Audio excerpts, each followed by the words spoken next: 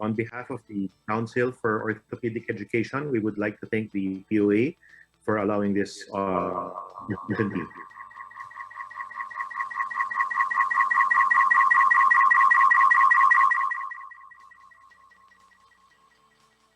So, Giting at Galing. This is the theme we have for our Orthopedic Association meeting.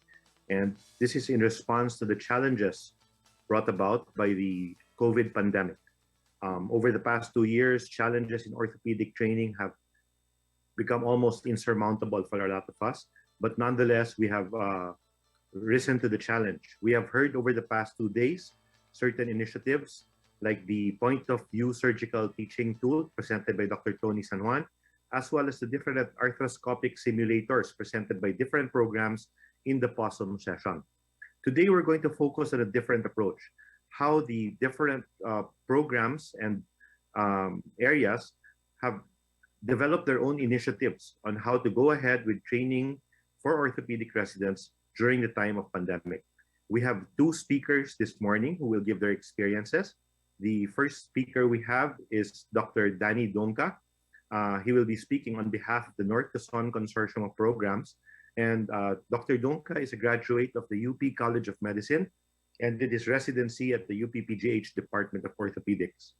He completed his fellowship in Ilizarov and Limb Reconstruction at the Philippine General Hospital, and also did a fellowship in Children's Orthopedics at the KK Women and Children's Hospital in Singapore. He has completed several traveling fellowships in Korea and Fukuoka, Japan, and is a very active part of two major training programs, the Jose Reyes training program, as well as the J.B. Lingad training program in Pampanga.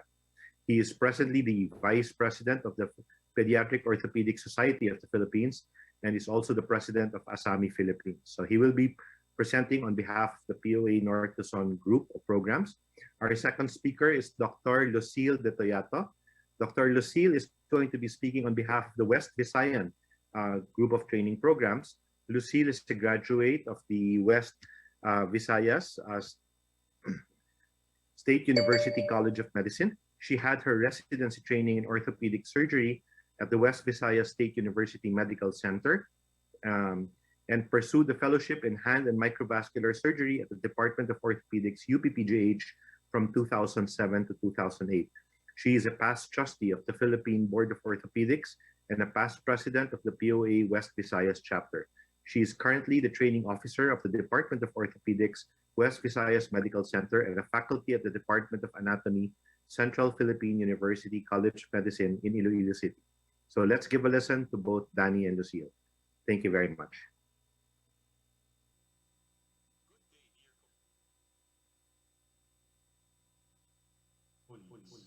On behalf of the 4 orthopedic training programs of North Luzon, I would like to thank the POA for giving us this opportunity to share with all of you our experience in enhancing the training of our residents through cooperative activities among our institutions.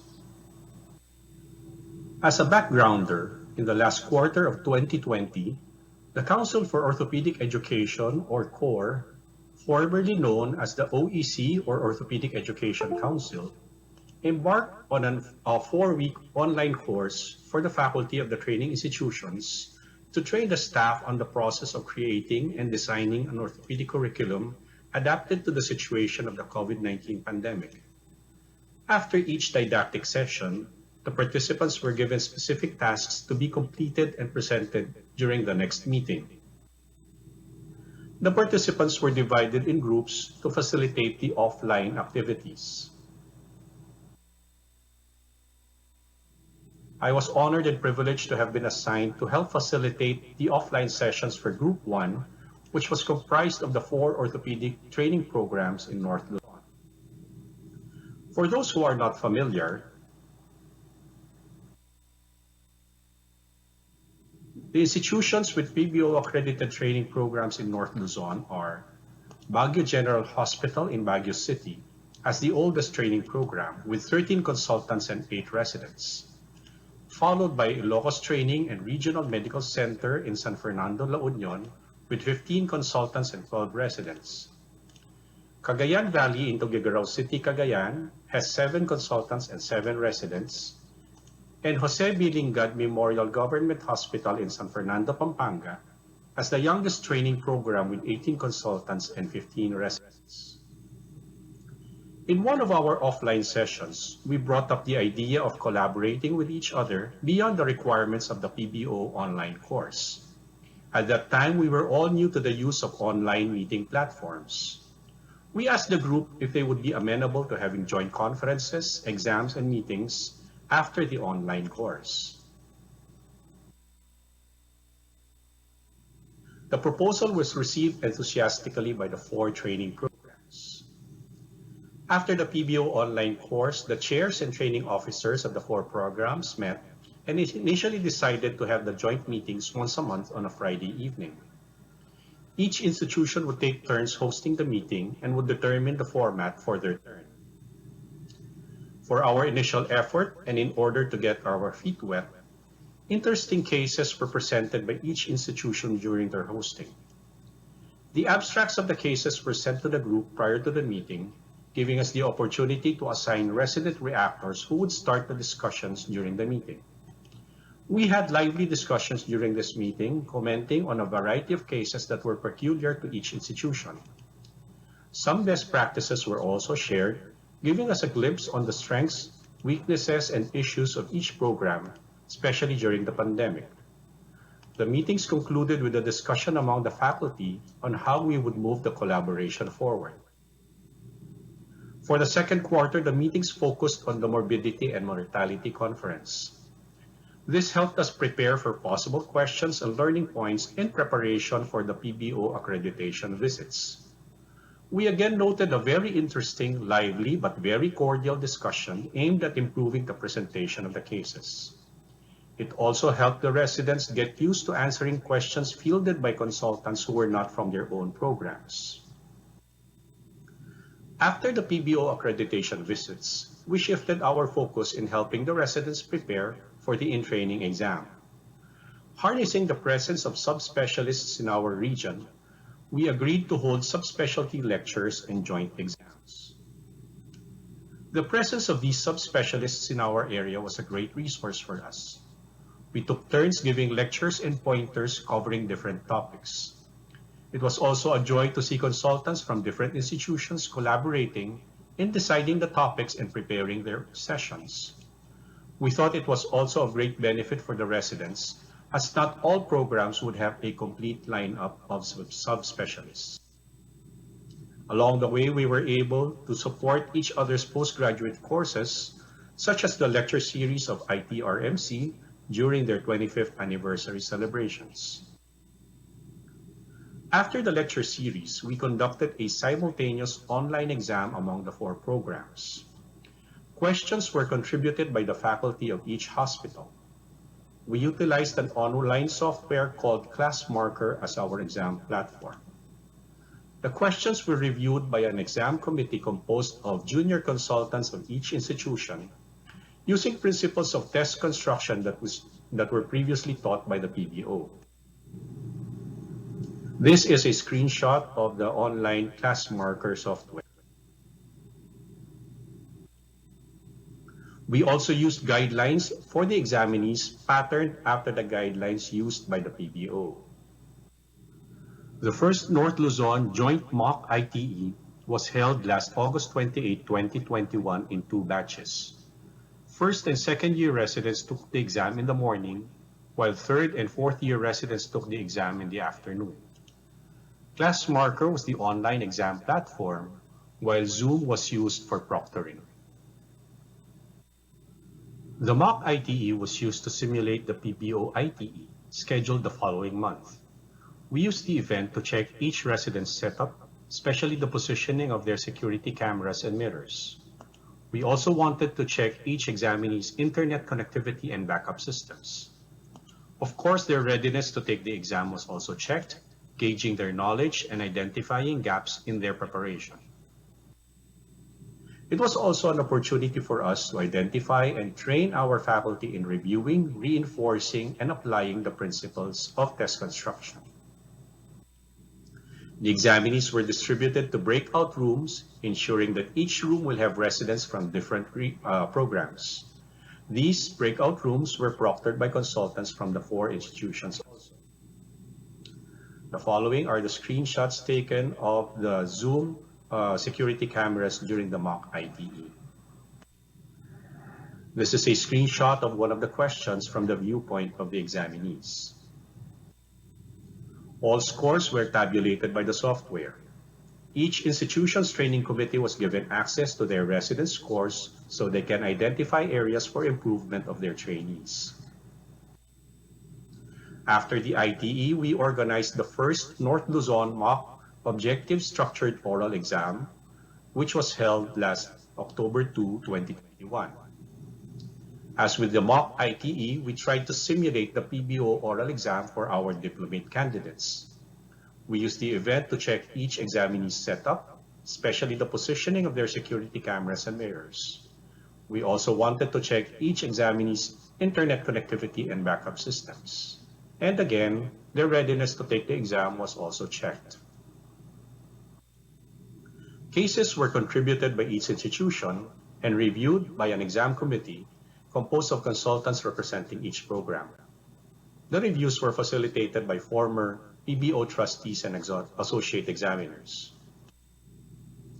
On the night prior to the event, a faculty meeting was held to orient the examiners on the mechanics of the exam. A total of 8 stations covering the different subspecialties were presented. The exam questions and rubrics were also reviewed, and suggestions were given to further refine them.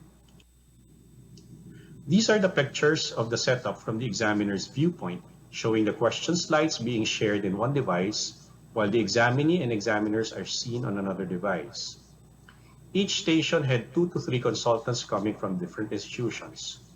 We were also able to invite consultants from Metro Manila programs to act as examiners. This shows the rotation of the examinees as they went through the 8 subspecialty stations of the exam. Aside from the diplomate candidates, we included the senior residents so that they would get used to the format of the oral exams. Each station was given 10 minutes to complete the questions. The following slides are some of the questions shown of the examinees. This is a CT scan of a tumor case. Videos were also shown and examinees were asked to describe PE maneuvers such as in the sports station. The arthritis station also showed these MRI images. The pedia station had a video where the examinee was asked to analyze the gait pattern. We had a total of 24 consultants acting as examiners during this session. At the conclusion of the event, a post-op conference was held to get feedback on how we can improve on succeeding oral exams. All in all, the event was considered a success in that it demonstrated the feasibility of conducting a joint exam among the 4 institutions. Most of the comments revolved around ways of improving the format of some questions, as well as a good training ground not only for the examinees, but the examiners as well. An added feature of this activity was mentoring the examiners. During the event, Dr. J.P. Leung was moving to the different panels and observing the conduct of the examiners during the exam.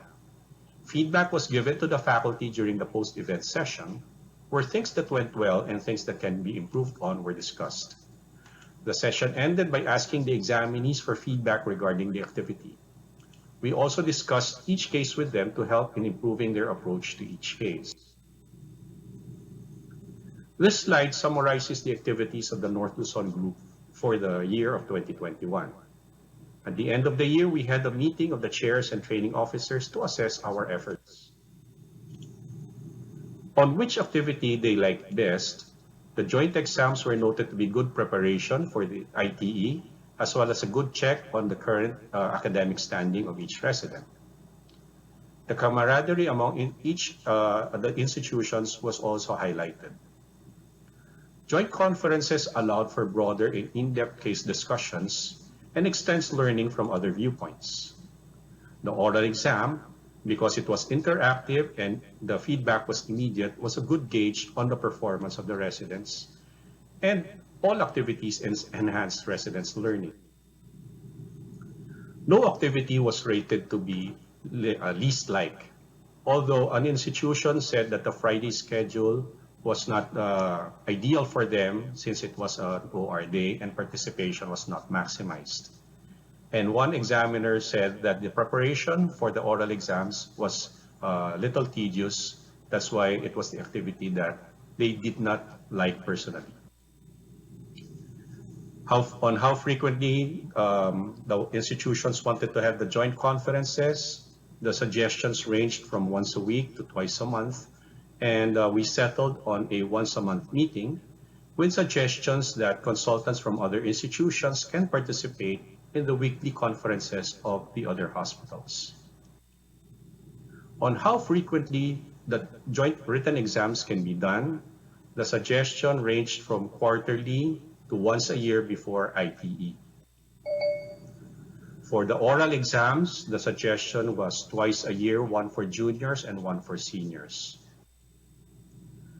On other activities that were suggested for residents and consultants alike, there were suggestions of having a joint research forum, meetings on mentoring and question making, as well as formulating the curriculums of the subspecialties. There were suggestions for organizing North Luzon orthopedic residents, intra-op broadcast of interesting cases, joint journal clubs, multi-institution research projects, and sharing difficult cases for opinion like a preoperative conference, as well as proper templating. Suggestions on continuing the joint activities, it was a resounding yes to continue with the cooperation. One institution said there is so much to gain in terms of sharing experiences in mentoring and keeping up with the demands of maintaining a program. For Cagayan Valley Medical Center, since they had a small number of consultant staff, it was of great help to them. And it is a good start and good clinical practice for all institutions. For residents, they were forced to study on a certain topic that was assigned to them, especially if they were the reactors. It promoted camaraderie between the institutions for both the consultants and residents, and helped each of the institutions, especially in subspecialty opinions for difficult cases. And lastly, in enhancing the cooperation with training programs, more frequent meetings would boost coordination, including echo lectures from international conferences. Extracurricular activities were suggested, including exchange of residents on the strength of each cases of the institutions. And then make a proposal for outlining the activities for the whole year. And the most important thing is to continue the cooperation of the training institutions. As a conclusion, the Army concept of boots on the ground seems to be very applicable as well for orthopedic education. National initiatives such as the workshops initiated by the PBO should not end when these activities are concluded after a few days. They should be followed through at the local level to ensure better implementation. Younger members of the staff should be identified and trained properly for continuity of learning, and constant implementation and practice of principles learned, such as test construction and curriculum design, should be done in order to enhance the skills of the staff. And arguably the most important conclusion would be the openness of each institution to cooperate and collaborate by sharing each one's resources to ensure the success of all planned activities. We are very happy with the active participation of a total of 53 consultants across the 4 institutions to enhance the learning for 42 orthopedic residents. This last point is something we in North Luzon are very, very proud of achieving, nurturing, and hopefully continuing. For and in behalf of the Cooperation for Orthopedic Education of North Luzon, maraming salamat po. Good day, everyone. I'm going to share our experience during the pandemic in relation to the struggles we had in training. Sometimes the future changes quickly and completely, and we're left with only the choice of what to do next. We can choose to be afraid of it, to stand there trembling, not moving, assuming the worst can happen, or we step forward into the unknown and assume it will be brilliant. This is my outline for today's talk. When COVID-19 hit the pandemic level in 2020, our institution became a COVID-designated hospital.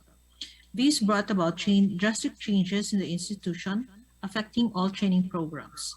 Elective surgeries were canceled, and only extreme emergency cases were admitted, bringing our daily census to an average of 10 patients, strictly adhering to the COVID-19 protocols. Our ortho ward was converted to a COVID ward, and we have to share limited bed capacity with other cutting specialties. This reduced the case volume and cannot meet the minimum requirements set by PBO per resident.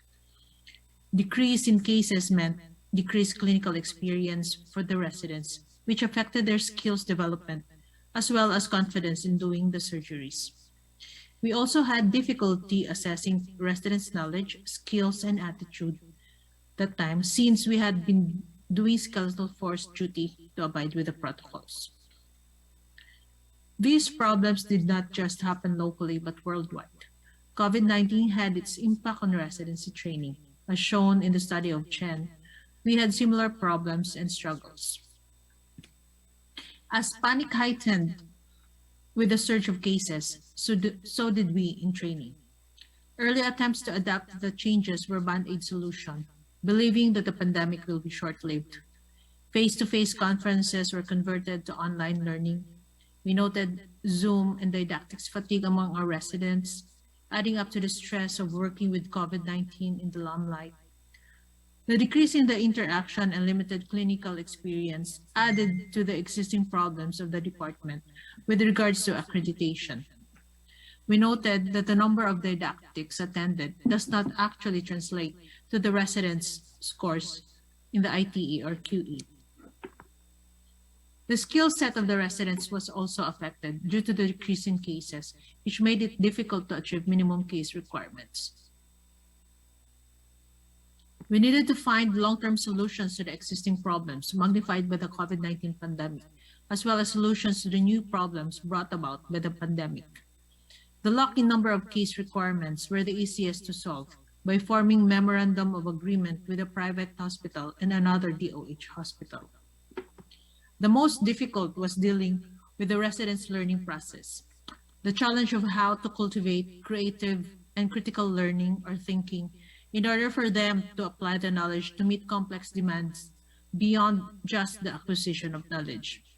It is mastery of different disciplines which will help them think and act in a more integrated way to solve the problems. This is what we educators or trainers aim for our students or residents. So we came up with innovations in training that we can adapt during the pandemic. These are the TBIT or the Thinking-Based Instruction Theory using the PBO curriculum as guide. We utilize the flipped classroom for the SGD and didactics, as well as the Think, Pair, Share for the OSCE and OSATs. Gamification to add a sense of competitiveness in learning, and most importantly, mentoring, which encompasses a holistic approach in residency training. The thinking-based instructional theory by Hu is a process of cultivating a student's or resident's thinking ability through instructional activities. Thinking activity plays a key role in the learning process. It may be a lot of work, but focused teaching can cultivate the thinking ability of the students or the residents. Based on this theory, there are 5 principles and 6 key competencies based on the curriculum that the teachers should abide. In this case, we use a PBO curriculum. It may seem complicated, but to simplify, the goal is to make learning interesting for the students by integrating interdisciplinary content based on the curriculum and monitoring their learning progression based on their knowledge and experience using different assessment tools and giving feedback to them. One way to do this is to empower the residents, ask them what topics they needed to improve on or understand more. So how can we achieve the TBIT? We use several methods, and the first is the flipped classroom, which I think you're all aware and probably is using also. Flipped classroom is a pedagogical approach in which direct instruction moves from the group learning space to the individual learning space. and the resulting group space is transformed into a dynamic, interactive learning environment where the educator guides students as they apply concepts and engage creatively in the subject matter. There are four pillars of the flipped classroom. We have the flexible environment, learning culture, intentional content, and professional educator. How do we create a flexible environment? By creating flexible spaces where students choose when and where they learn. We should also be flexible in our expectations of student timelines for learning and assessment. We use Discord and Telegram as spaces for learning with given assignments or the intended learning outcomes. The PBO e-logbook is used for post-op conferences where residents have inputs regarding their learning and reflections of their cases. Mentorship comes into play wherein the resident's character, attitude, strengths, and weaknesses can help them in their learning by working on the weaknesses while complementing them of their strengths. We explored podcasts, YouTube, and journals as learning materials and assessments by way of the return demo, echo lectures, and exams. This is what our Discord channel looks like. It is structured by subspecialties and topics we have for discussion. It also has a lounge and study rooms where residents and consultants can chat or have discussions or just hang out.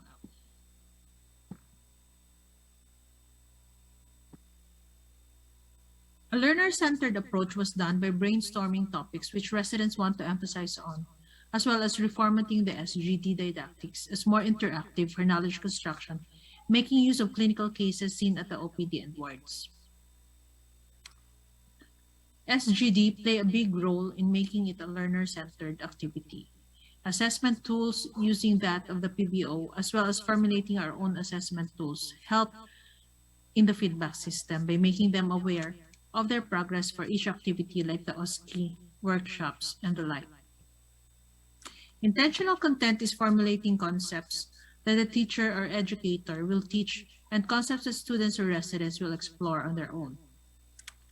ILO during the trauma conference and pre-op post-op are given for self-directed learning. We curate relevant content in the form of journals, podcasts, and videos posted in the Discord channel for each subspecialty, and they can browse through it asynchronously. Weekly exams are given based on the topics assigned. This is an example of a video created by one of our residents and posted on the Discord channel.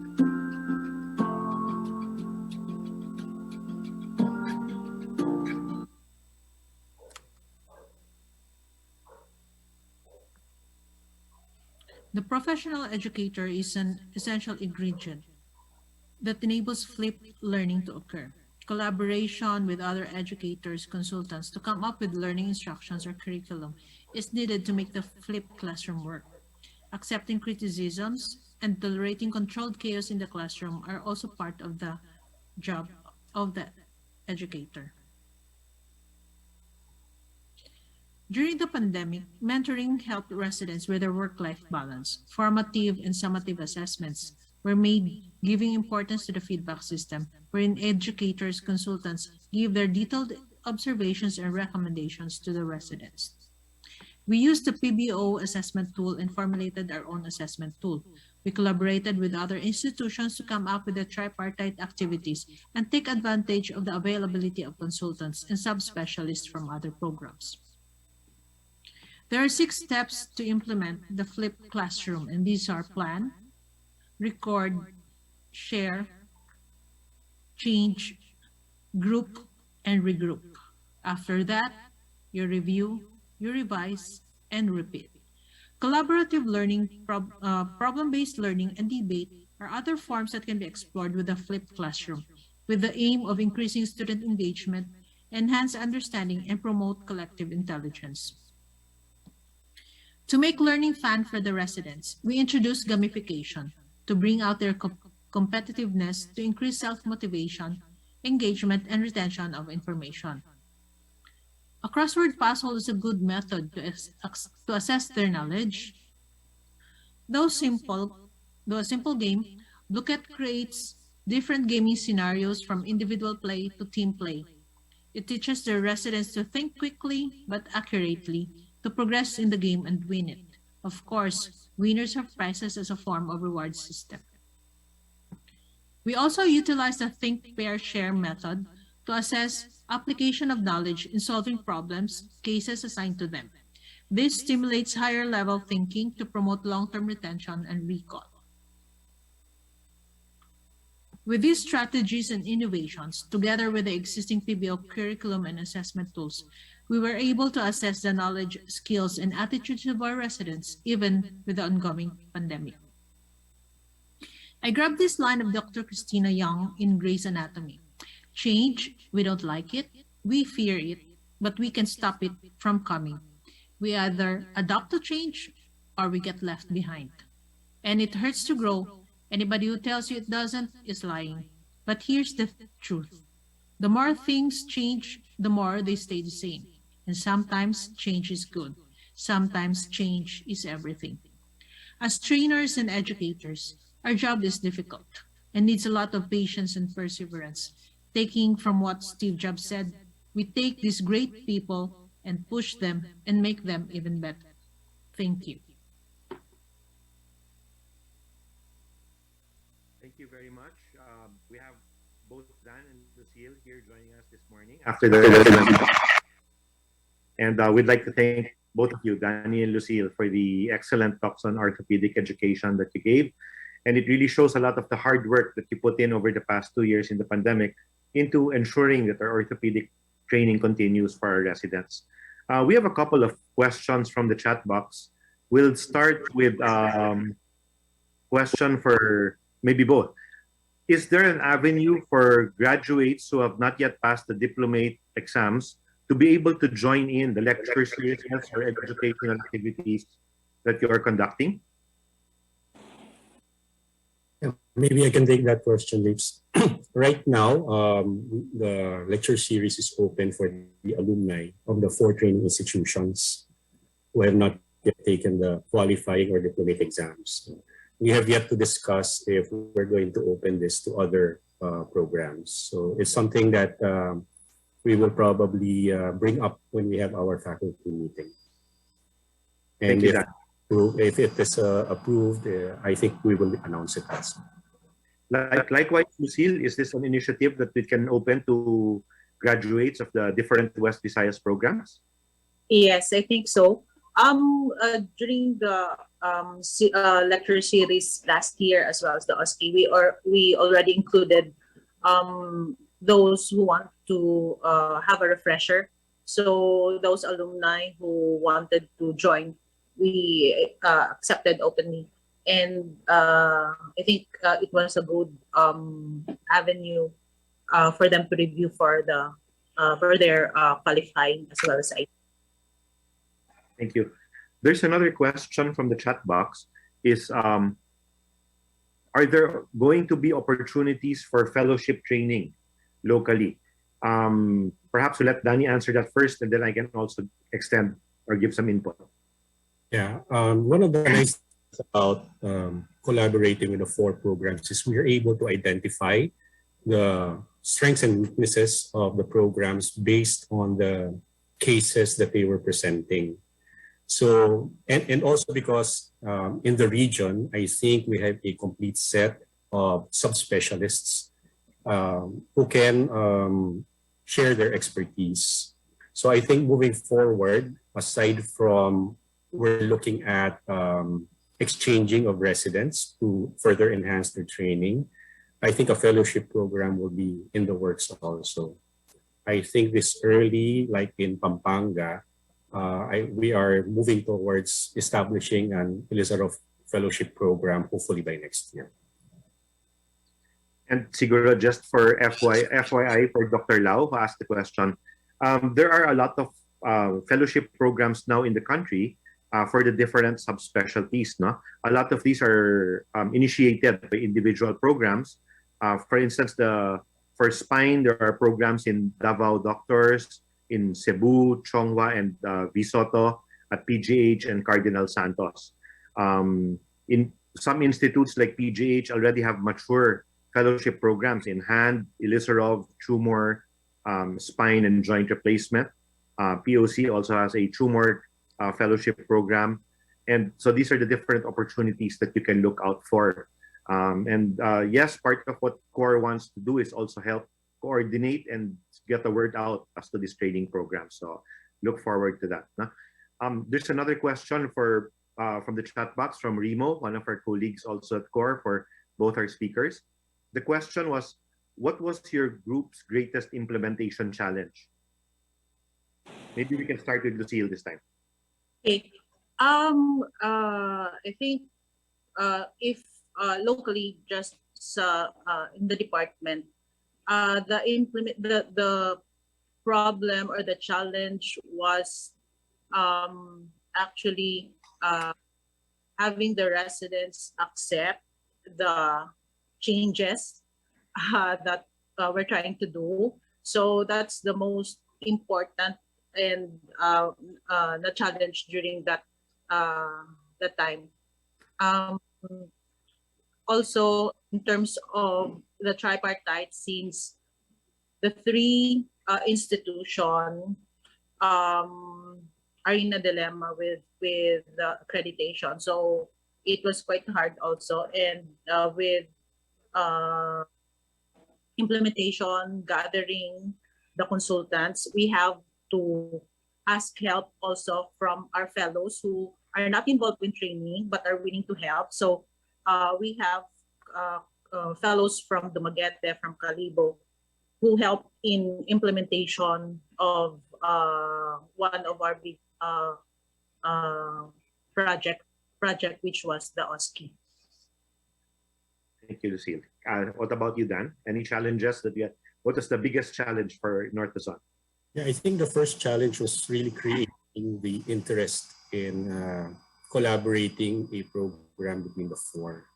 Like I said in the talk, we were very lucky that the four institutions were very cooperative and they were very open to the collaboration. I think the biggest problem now is sustaining that level of interest and enthusiasm so that we can move forward with not just doing the same activities in the subsequent years, but further developing programs that will enhance training. Thank you. There's a follow-up question to one of the questions raised a while ago.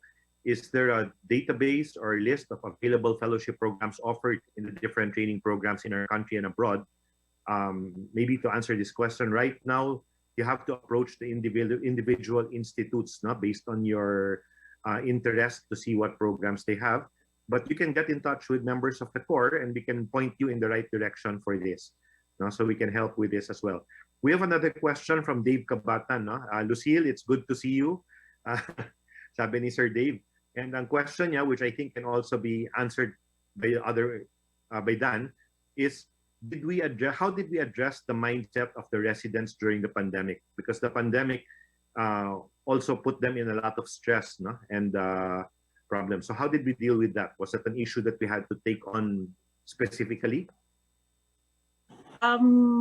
Yes. What actually helped is the mentoring.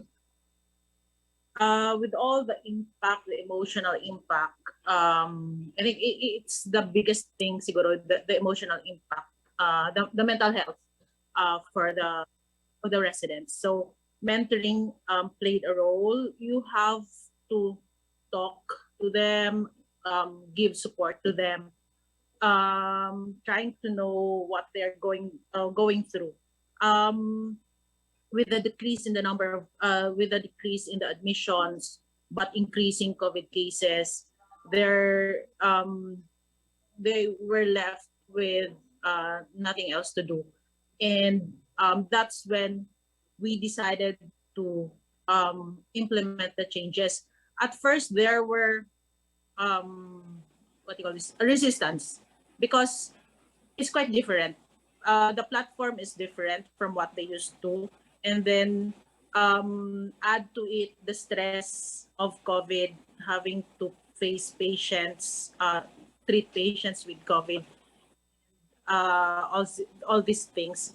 Um, uh, that was the difficult part at the start. But when they were able to get used to the structure, to the program, it was easy for them to adapt already.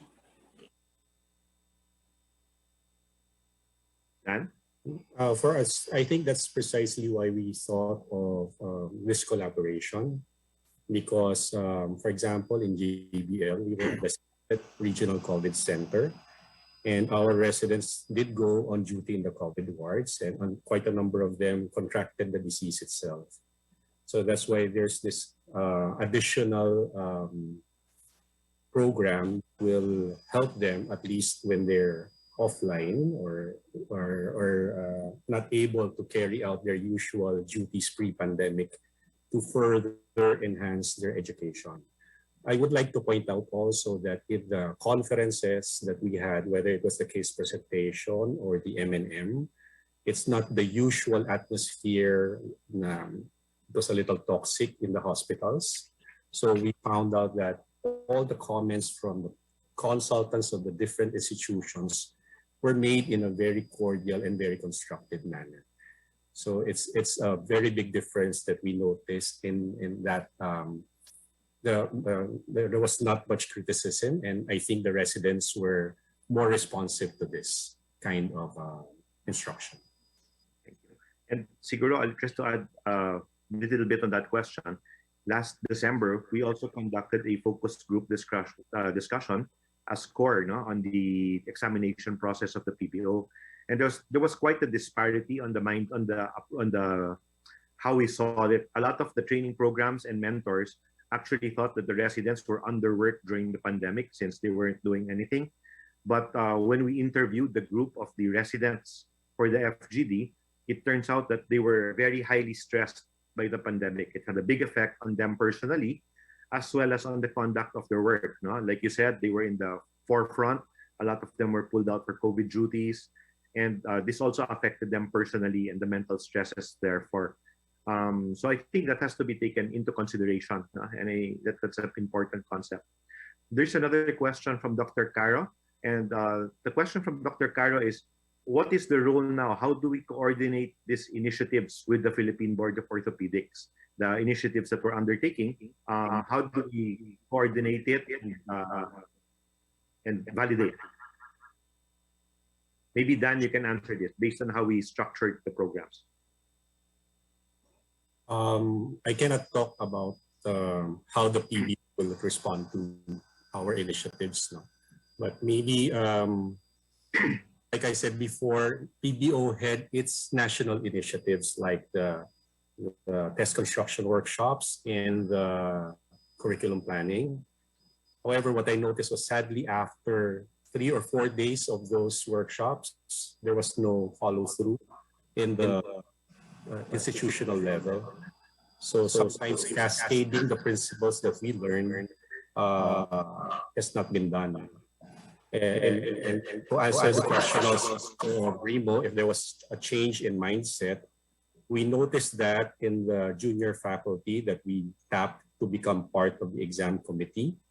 A lot of them commented that they never realized the work that goes into making good questions for exams, especially for the oral exams. No?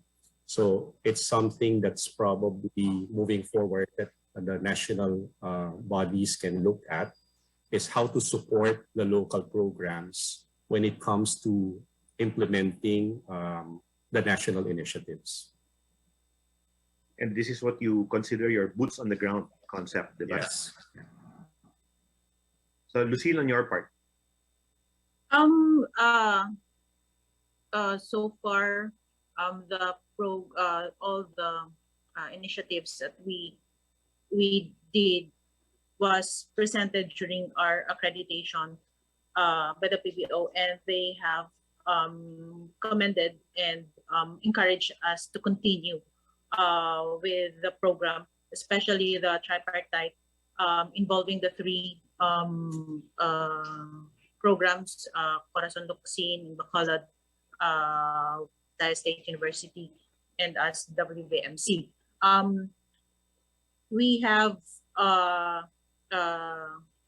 some institutions or some programs lack consultants in subspecialties like us. We lack pedia. So collaborating with other programs actually strengthen the development of the training of the residents for the three programs. So as mentioned by Dr. Dunca, yes, after the workshop that we did with the core, there was difficulty actually in implementing it in the institution. So actually on my part, it was hard how to translate the PBO curriculum into structured courses for the program. So yes, it's a lot of work and perseverance, but you just have to dissect. And as long as you follow the key elements of what the program should be, and you basing it with on the PBO curriculum. I mean, it's all laid out there. It's there. The PBO curriculum is there. You just have to dissect, read it, and make emphasize what knowledge or what skills that the residents need to do. And what I think the different things that we did on our part is we empowered the residents. We talked to them, we asked them what are the deficiencies that you think you need to improve on, or what are the skills and knowledge in terms of knowledge, what is it that we want to learn more. So trying to empower them makes them feel that they're the essence or the important thing in the training program. So there's much enthusiasm with it. Of course, from the start, at the start, there's some resistance, but as we go along the way, it improved, and they've been enthusiastic about it. And using gamification as part actually of the teaching process, it's actually good. So hopefully the programs can also copy this type of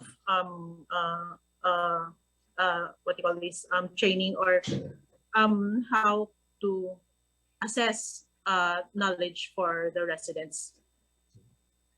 Thank you very much, Christina. And we have a final challenge from Remo. No? He actually mentioned that efforts and strategies like this should not be left just in our own centers. We should take the effort to spread the word and show how it's done, how to translate, as we said, the national initiatives into things that we can achieve on our own levels in our own areas. So the challenge from Remo is how to be able to perhaps write up our experiences and publish or share them so that more people can learn from the initiatives that both of you have shown us this morning. So that's the next challenge for us. So any last words, Dan? Yeah, that's why I'm very thankful to the POA for giving us this opportunity to probably, like you said, share the word about what we're doing locally. And I think it's something that's worth trying to implement in other regions also. When I was in training, we grew with the mindset of our institution being the only source of knowledge for orthopedics. And then when you go out in practice, you realize that there are so many different approaches and so many different points of views for different cases.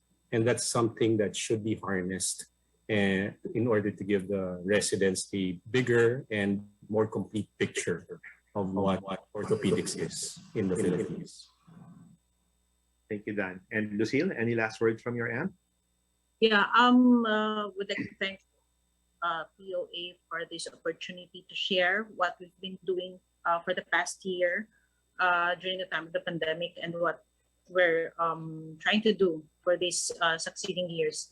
And I think what's important is the collaboration among programs in order to help each other face the difficulties, and of course boost or strengthen each program each one of us has weaknesses, and the only way to solve this or improve this is for us to collaborate with other programs. Yes, openness and open to criticisms in order for you to achieve, I think, the goal of primarily having young orthopods come out as great orthopods. So being an educator, you just need to be persistent and persevere at all times. It's quite difficult, but then the joy of, having to graduate and looking at your residents and becoming coming a full circle. That's what I've been telling the young residents na it's your duty to give back to the program, and while those who are trying to exit the program are there to watch and guide you.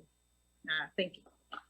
Thank you so much. And there you have it from the Council of Orthopedic Education. We'd like to thank Danny and Lucille for their excellent talks this morning, and also thank the audience who was with us virtually for the interesting questions that they put. Now, I hope this goes to show the widespread interest we have in orthopedic education in our country, and how we are continuing to be in support of the PBO and the individual training institutes in this endeavor. So with that, we'd like to call this session to a close.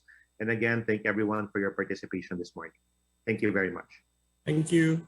Thank you.